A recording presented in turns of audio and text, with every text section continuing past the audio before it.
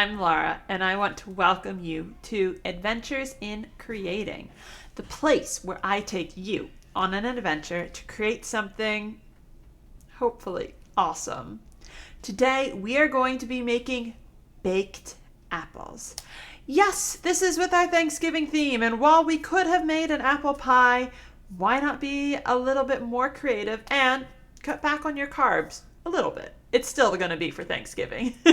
Baked apples are a great recipe to make, and they're so simple.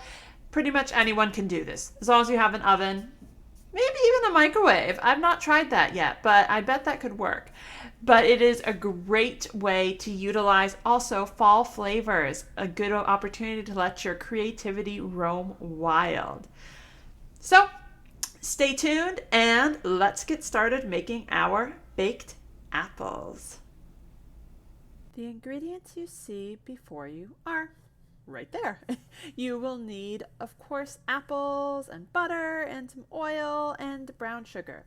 Also cinnamon. I forgot to show that on the opening shot of the cinnamon. Obviously, you will need apples. Make sure you rinse them first. You want to get off any pesticides that might still be lingering on them. And you will have the option to be creative. Whether you want to add in some nuts or raisins, that is your choice. Do whatever you want. Other things are fine to add too.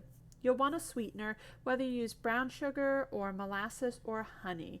Personally, I'll be using brown sugar in this recipe. We are going to start by taking our apple, and we need to cut that. So take your little knife, like a paring knife, and you're going to carefully cut in sort of a circle. And if it's not a perfect circle, that is okay. But the idea is we're cutting through the top section. You're not jamming the knife all the way in. You don't want that. This is going to be your cooking vessel.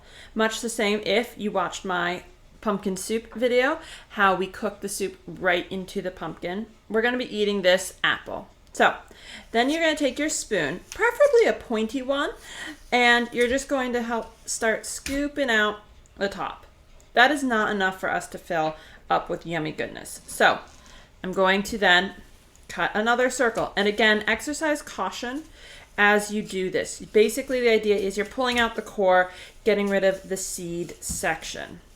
So I'm going to finish doing this and meet you at the end.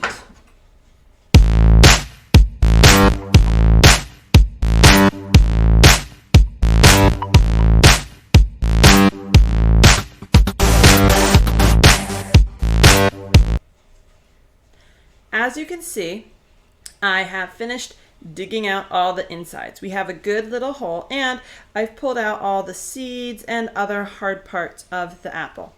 Go ahead and now do this with your apple, whether you're using just one or whether you're making multiples for guests or your family to eat. And empty that out. We'll move on to the next part, which is the yummy fixings. I've already set out my raisins and my golden raisins. Difference between them is golden raisins are much sweeter, but these are possible fillings to go into your apple that just add to the delightful sweet flavor of your apple. Something you can also add are some sort of nut, whether you want peanuts or something with a little more flavor like cashews. Either is a great option. However, obviously if you have a nut sensitivity or nut allergy, skip the nuts altogether and put more raisins or other dried fruit. You could do dried cranberries, or just you could even do fresh fruit. It just might get a little soggy, but fill these up, or you could even just fill them up with more cinnamon and sugar, which we will get to.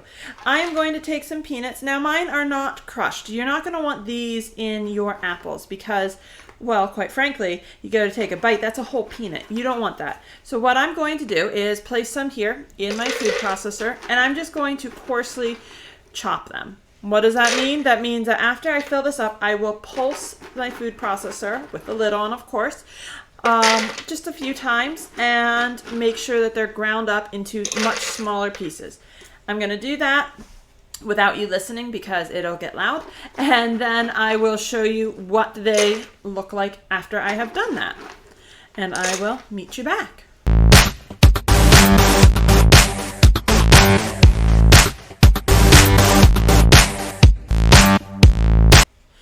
now you can see I've ground this up a little bit, and here there are just very tiny pieces of the nuts that are ground up. So I threw in some of my cashews, so I have peanut butter or peanuts and cashew. Fun fact, if you kept pulsing this in your food processor or grinding it, it would eventually turn into peanut butter. But that's an episode for another day.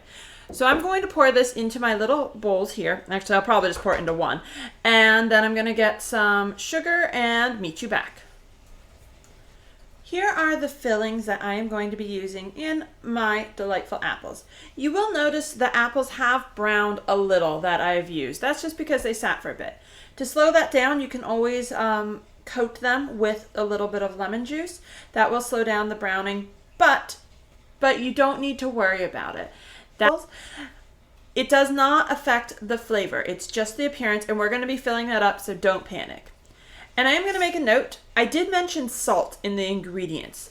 You will not need this if you're going to stick with your traditional fillings for a baked apple. If, however, you wanted to do something that was maybe sweet and salty, then you will want to sprinkle a very little bit into each apple. I am keeping the fillings separate. You could, of course, mix them all together in a bowl and stir it all up, make sure it's all perfectly balanced.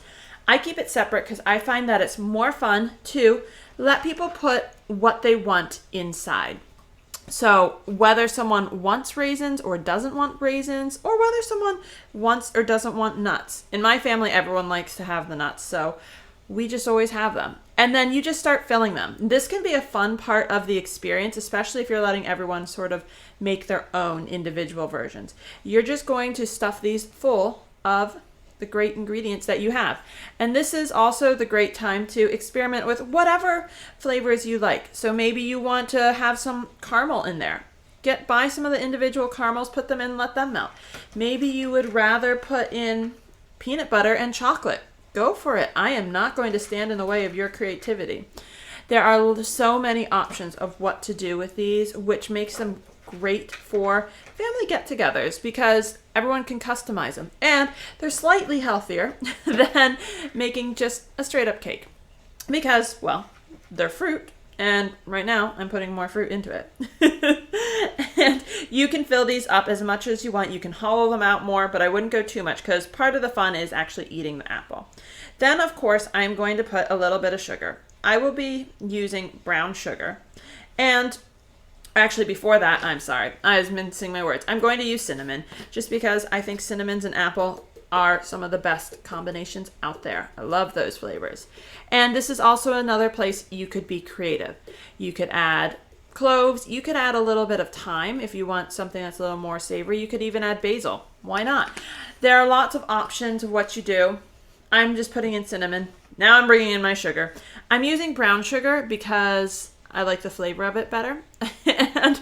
And you could, of course, use white sugar, or honey is a viable option. Or if you want something that's going to have an even deeper, richer flavor, feel free to use molasses. That is a great option, and that is a sweetener that I actually keep on hand all the time because I feel as though it can be used in so many different ways to bring an extra depth of flavor to whenever you want your foods to be sweet. And I am just packing that down a little bit because this is a big vessel. We want the other ingredients to go in. And depending on how much I can push this in, I will probably add some more ingredients up on top. So I still have quite a bit of room in these lovely apples. So what I am going to do is I'm going to put a few more nuts, not many, a few more in those, and I'm going to finish using some more of my golden raisins. My children absolutely love the golden raisins. They think they are amazing because, well, they're sweeter. And I'll put a few more of your standard raisins in here. I know some people don't like raisins because they don't like the taste or the texture, but when you're baking them in, they're great because they can absorb some of the liquid from the apple that is baking because these will release liquid, which is why we're cooking these in a pan and not just straight on the oven rack.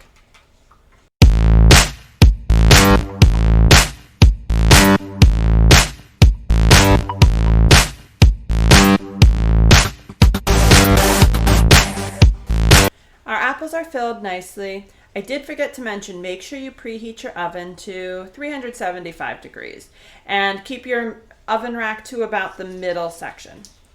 I'm just going to take it and I'm going to cut sections. I'm going to cut basically a few rectangles. How much is this section? It's maybe just over a tablespoon, about a tablespoon and a half, and that gives us 4 different pats of butter. I'm going to put a whole pat right there. We want that there because that's just going to help the flavors all come together. And I'm putting this on the very top because it will melt down into our apple vessel. And I didn't have quite enough to finish it, so I'm going to get some of another stick of butter because always good to have a little extra on hand. And similarly, I'm cutting about a half tablespoon, maybe slightly less, slightly more in between there. I'm eyeballing this and placing my final pats up here. Now, these apples are ready to put into our oven, which is awesome because that means we get to eat them as soon as they're done. Well, after they cool about a minute or two. Don't want to burn yourself. I'm going to put these in the oven and I will meet you back when they're done. Oh, before I go, make sure you check on them from time to time. I'm going to put these in for 30 minutes, but I'm going to check on them halfway through. So that means in 15 minutes, I will check to see how they're doing. How will I check them, you might ask? I will squeeze them. Right now, obviously, they're extremely firm. They're very hard because they're raw apples. They're a harder fruit. But when they start to bake, when the ingredients and everything starts to liquefy, they will start to become soft. So we want them to be at the point where they're soft, but not mush. We're not making applesauce. That can be another episode someday. I'm going to pop these in 30 minutes, check after 15, and then I will meet you when I pull them out.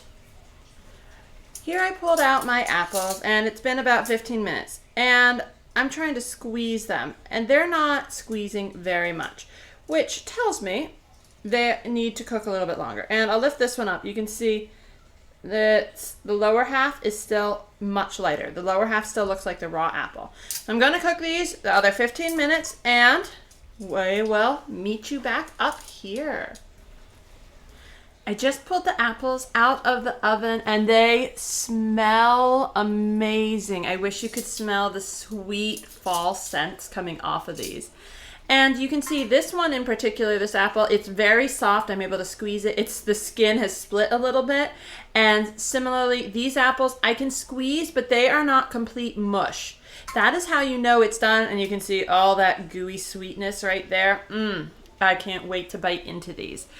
These are our baked apples. I'll wrap up with you in a minute and we'll go on from there. I hope you enjoyed. Did you have fun? Did you go on an adventure? Did you make these amazing baked apples? I hope you did. These are well worth eating. These are a great snack because you can customize them however you want. You bake them. They're so good, but you can put in them raisins, you can put in nuts, you can put in brown sugar, you can put in honey, you could put in coconut and mango if you want something that's going to be a little more tropical. Why not? Pair it with ice cream or some yogurt if you want. Sprinkle some of the toppings right on top of that and add it together. This creates, that is fall in a bite. You've got warmth, you've got hearty flavors, you've got those nice spices of cinnamon coming through, not to mention that touch of sweetness.